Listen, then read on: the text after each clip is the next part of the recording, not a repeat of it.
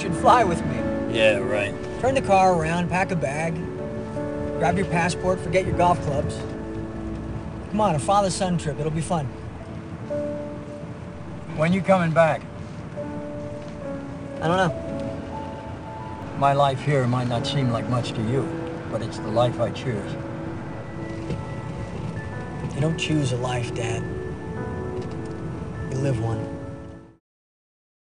I'm so interested in this film because it's a perfect vehicle to introduce young people, college-age people, to what this travel for transformation is. Right. And Emilio in the writing made that very much a part of the story, was that the boy would awaken in the father a way of his own. The boy leads him on the journey, and so that every now and then he sees him only in community. More often than not, it's the stories are told where the son has to overcome or ultimately become the father.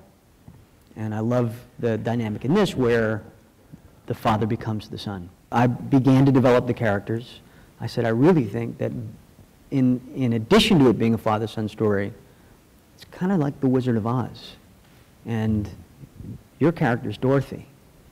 And we're going to meet the Tin Man and the Scarecrow and the Cowardly Lion. And that is essentially what it is. That's what it is, yeah. And people have picked up on it. Yeah. It's very subtle, but it doesn't take long, and you begin to realize, wait a minute. It's not only an American film and a gift to Spain, but it really shows the depth of internationalization that the Camino provides for all the people who walk the trail. My students who have done it have gone on to Peace Corps, to work with endangered languages, they've done medical work in the Dominican Republic and Costa Rica. It's made them citizens of the world who felt responsible to the world.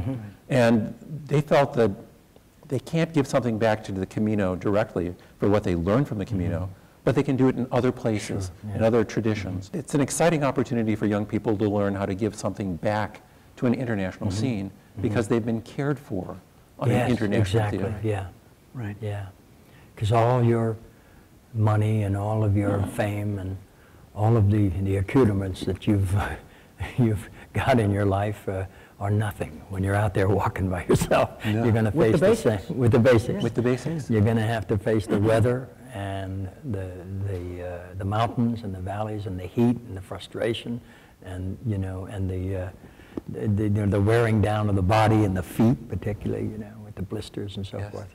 And then when you get to the core of who you really are, you understand that you're a part of this whole thing. And we are all a part. We're all on pilgrimage all the time, And we begin to start the journey inside. Yes. What do you think the religious message is?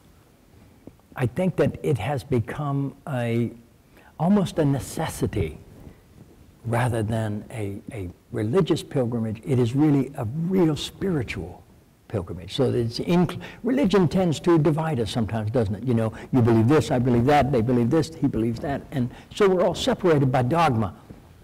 But the experience of the Camino is one of spirituality. We are united by our spirits and our physical needs, our need for each other, our need for healing. I mean, we all have our reasons for making this journey,